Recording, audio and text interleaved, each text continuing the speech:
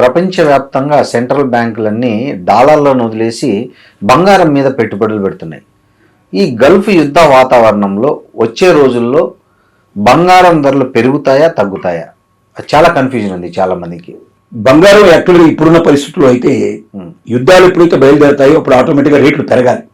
కానీ దానికి విరుద్ధంగా రేట్లు తగ్గుతున్నాయి. ఎంత రేట్లు తగ్గాయంటే బంగారం తీసుకుంటే సుమారుగా 36,000 రూపాయల డిఫరెన్స్ వచ్చింది. అంటే ఈ సంవత్సరంలో పెరిగినటువంటి రేటుకి ఈ రకంలో తగ్గిన రేటు మనం కంపేర్ చేసుకున్నట్టయితే 36,000 రూపాయలు మొత్తం దాదాపుగా తగ్గిపోయింది. అలాగే వెండి సంగతి తీసుకుంటే 1,64,000 రూపాయల డిఫరెన్స్ వచ్చింది.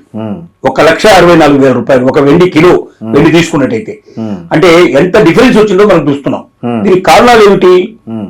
నెంబర్ 1 తీసుకుంటే యుద్ధం అనేది కొన్ని రోజులు నడుస్తుంది, కొన్ని రోజులు ఆగిపోతున్న మధ్యలో ఈ రకమైన కన్ఫ్యూజన్ ఒకటి క్రియేట్ అయింది. రెండోది ఏమైందంటే డాలరు బలపడుతుంది. డాలర్ ఎప్పుడైతే బలపడుతుందో బంగారం అప్పుడు తగ్గిపోతుంది.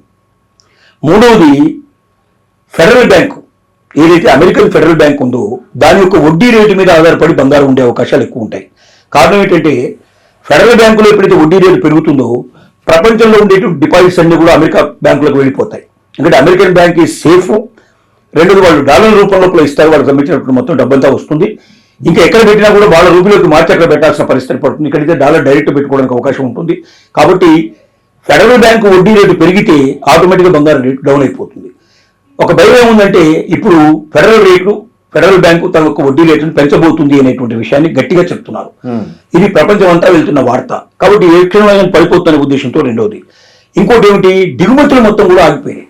దిగుమతులు ఆగిపోవడం ఏమైందంటే లోకల్ బంగారాన్ని ఉపయోగించాల్సిన పరిస్థితి ఏర్పడుతుంది తప్ప దిగుమతులు జరగటం లేదు.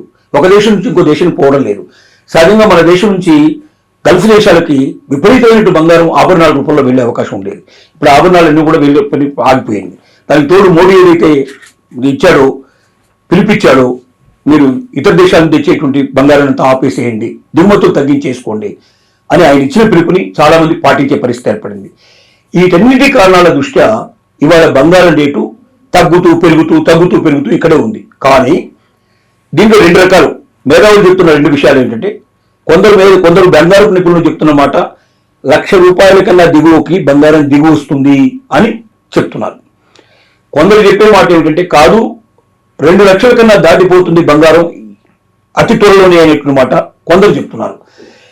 కానీ ఇద్దరు చెప్పే మాట మాత్రం ఒకటేమిటంటే 2027 ఏప్రిల్ నాటికి బంగారం రేటు 4 లక్షలకు చేరినా ఆశ్చర్యపడాల్సిన అవసరం లేదు అని, వెండి రేటు 6 లక్షలకు చేరినా ఆశ్చర్యపడాల్సిన అవసరం లేదని ఇద్దరు చెప్తున్నారు.